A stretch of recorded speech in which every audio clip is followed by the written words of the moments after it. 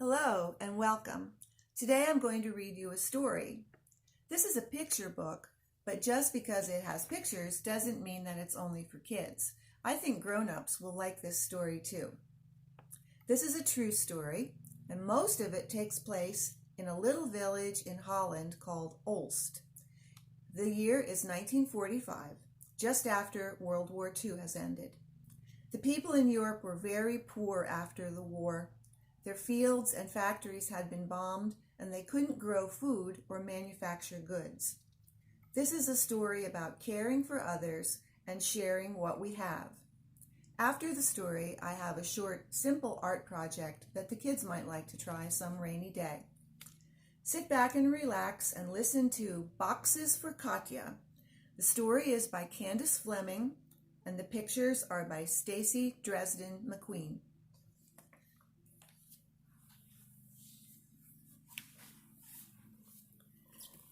This picture shows the little town of Mayfield, Indiana.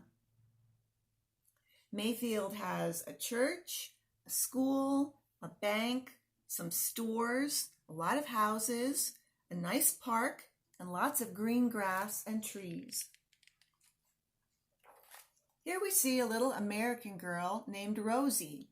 She is carrying a box to the post office, and she's going to mail her box to Holland.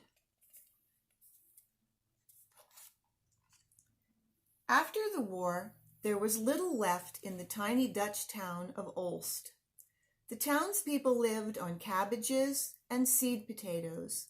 They patched and repatched their worn thin clothing, and they went without soap or milk, sugar, or new shoes.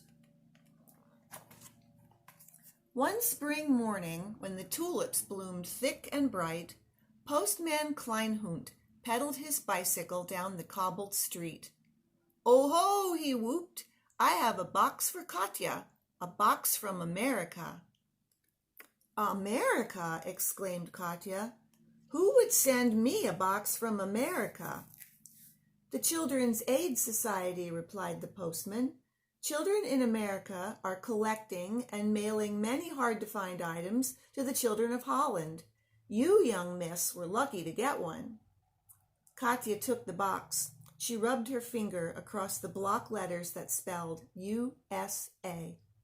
"The land of plenty," she whispered. Katje's mama came to stand beside her. "Open it," she urged. Peeling off the brown paper wrapping, Katje pushed back the flaps and pulled out a cake of soap. "What luxury," said Mama. "No more bathing with gritty homemade stuff for you." Katje pulled out the next item, a pair of wool socks. "Now that is luxury," said Postman Kleinhund. "Holland has become a sockless country since the war." He rolled up his pant leg to show his bare ankle. Katje dipped into the box again. Out came chocolate. Mama sniffed, then sighed. "Ah, I have not smelled chocolate in years." Postman Kleinhund smacked his lips. "I have not tasted chocolate in years." "Neither have I," added Katje. Her mouth watered as she remembered its creamy, rich sweetness. She could hardly wait to take a bite. Then she looked from Mama's smiling face to Postman Kleinhund's, and Katje made a decision. Quick, before she could change her mind, she broke the bar into pieces and passed them around. For several moments, the three savored the almost forgotten taste. Then Postman Kleinhund pointed. "That box is not empty yet." Katje reached in and pulled out a letter. It read, "Dear Dutch friend, I hope these gifts brighten your day. Your American friend, Rosie Johnson, 123 Elm Street, Mayfield, Indiana, USA." The postman nodded. "Ja, Rosie's box brightened my day." "And mine," agreed Mama. "I'm going to tell her," declared Katje. "I'm going to send a letter to Rosie." And this is the letter she wrote. "Dear American friend, thank you for the soap and the socks, but most of all for the chocolate. Sugar is not found in Holland these days, so anything sweet is precious. My mother and Postman Kleinhund very much enjoyed it too. Your Dutch friend, Katje van Stegeron. Weeks passed and summer came, hot and bright. The townspeople of Olst boiled cabbages, dug potatoes, and dreamed of meat and bread. One morning, while Katja and her mama pulled up their tulips, rubbed off the stems, and sorted the bulbs into bags, Postman Kleinhund came pedaling down the street. "She has another one," he hollered. "Katja has another box from America." His shouts drew Mr. and Mrs. DeLand and their 5 thin children from next door. Everyone gathered around as Katja eagerly opened the second, bigger box. "Johann, look!" shrieked Mrs. DeLand when the flaps were pulled back. "I am looking," gulped her husband, "but I am not believing my eyes." From the box, Katja pulled 4 bags of sugar and a letter from Rosie. "Dear Katja, no sugar? Yikes! That's so awful. Mother and I are sending you some. We included some for your postman, too. Your friend, Rosie." "Sugar, sugar, sugar," sang Postman Kleinhund.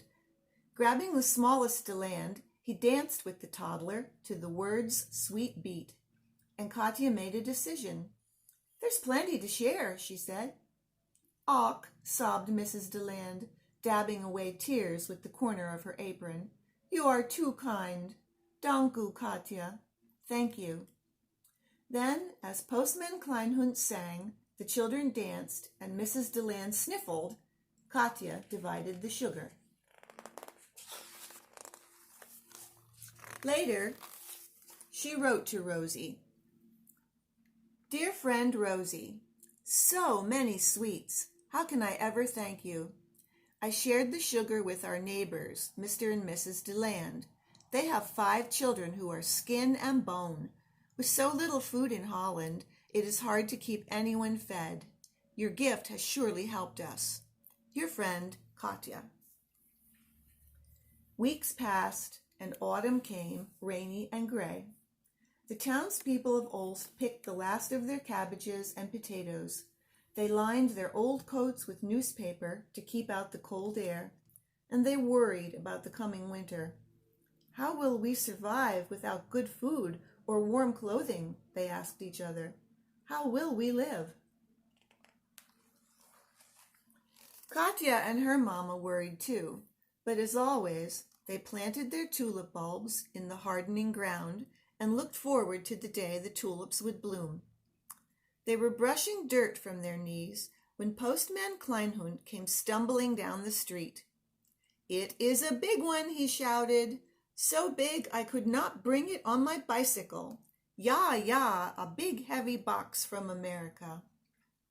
His excited shouts drew Dr. Boz from his office and the widow Gans from her yard. They drew Miss Oosterveld and Schoolmaster Deleu and all 7 of the DeLands. Everyone crowded around as Katja dug into this 3rd, bigger box from America. "Wunderbar," shouted Dr. Boz when he looked in the box. "Such generosity!" There were cans of meat, boxes of powdered milk, bags of sugar, and a letter from Rosie. "Dear Katja, jeepers, you'll never guess. Mother told her friends about your last letter, and they told their friends, and our doorbell just kept ringing. 'Send this to Katja,' people kept saying. So we did. Hope this puts some fat on those DeLand kids. Love, Rosie." "Oh, it will," cried Mrs. DeLand. And Katja made another decision. "There is plenty to share," she said. "Bless you," cried Miss Oosterveld. Amid kisses and hugs and heartfelt dankus, Katja divided the food. And later, she wrote to Rosie. "Dear Rosie, Your box caused much excitement in Ulst. Almost everyone came to see what you and your kind townspeople had sent, and everyone left with a share of your gifts. For a small time, it was like a party here. People stopped worrying about the holes in their shoes and their threadbare coats, and they did not think of the long, cold winter ahead. You see, your friendship has not only filled our stomachs, it has lifted our spirits as well. Love, Katje. Weeks passed, and winter roared in, snow-deep and bitter cold, the worst winter anyone could remember. The townspeople of Ulst layered whatever clothing they had. They huddled close to their small fires, ate sparingly from their almost empty cupboards, shivered and prayed. One dark morning, when Katje felt as frozen as the tulip bulbs buried beneath the snow, there came a pounding on her door. She opened it to find Postman Kleinhund and the townspeople crowded into her yard. "What a delivery I have for you," whooped the postman. He pulled a sled stacked high with boxes straight into the house. "So many," gasped Katje. "Ach, but there are more," cried the postman.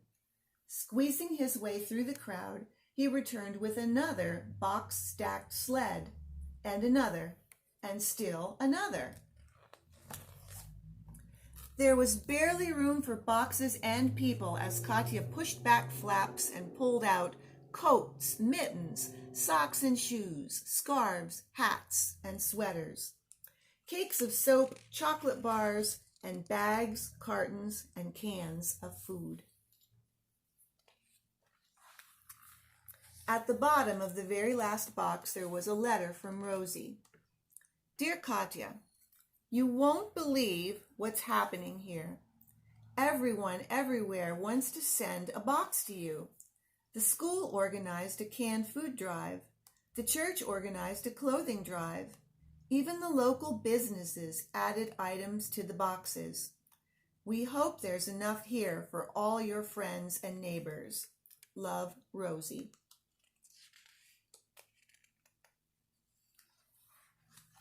For several seconds, the townspeople of Ulst stood in speechless wonder.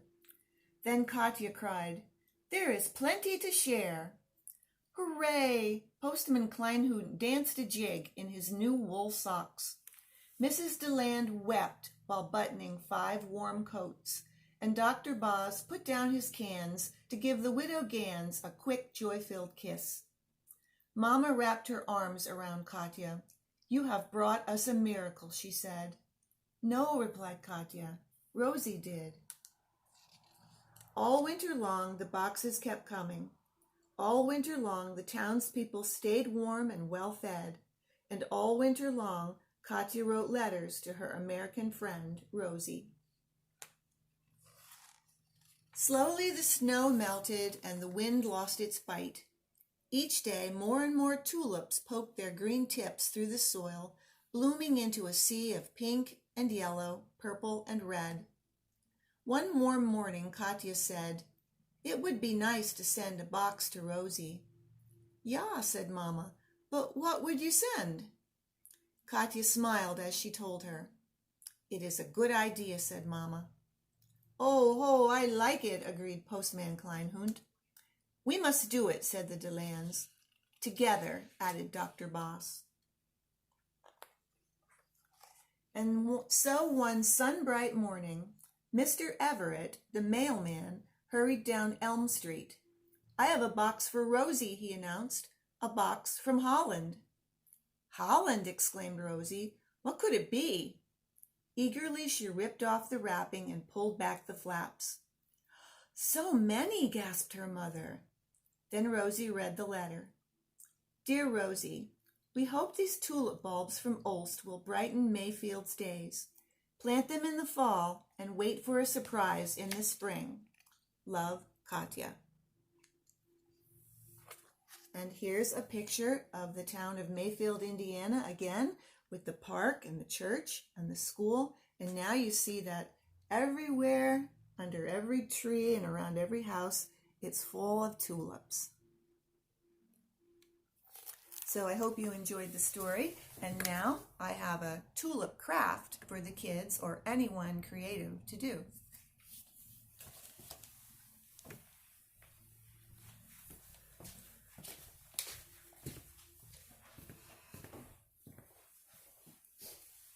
This is very simple. Here's what you need. You need some paper. You can use colored paper, or if you only have white paper, then you'll need some markers and some crayons to color your tulips. If you don't have nice paper, you can use an old envelope like junk mail comes in, or you could use a paper bag. You also need scissors and you need a glue stick. Now here's what we do to get started. You have to do a little bit of drawing, but it's not much, so don't be afraid. You start out by drawing this kind of a teardrop shape. This is the petal of the tulip. I'll draw one here. It's skinny at the top, and then it gets nice and round and fat on the bottom, just like that. Now, if you draw one and it gets nice the way you like it, then I would cut that one out and use that as your pattern. Then you don't have to keep drawing them. So then you take your pattern and you trace that onto your colored paper or your white paper. If you're using white paper, color it first before you cut it out. So you trace your teardrop shape. You need 3 of them to make each tulip. So here I have 3. I use 2 different shades of pink here. And then you layer them together. There's different ways you can layer them. You can try it different ways. See how you like your tulip.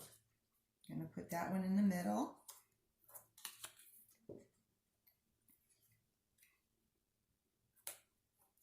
And that's your tulip. Then you need a stem and some leaves. A tulip stem is tall and skinny, so all you do is take some paper and just cut a strip of paper for your stem. Tulip leaves are long and skinny too, and you can draw those or just cut them out, sort of like that. Make as many as you want. And then when you have your stem and your leaves and your tulip, then you can put them together to make a picture. I drew a vase. I'm going to put that on my paper. Here's my stem. I'll glue that on. Then you glue on your tulip. I made this tulip out of paper with polka dots on it, so that is fun. And then you glue on your leaves.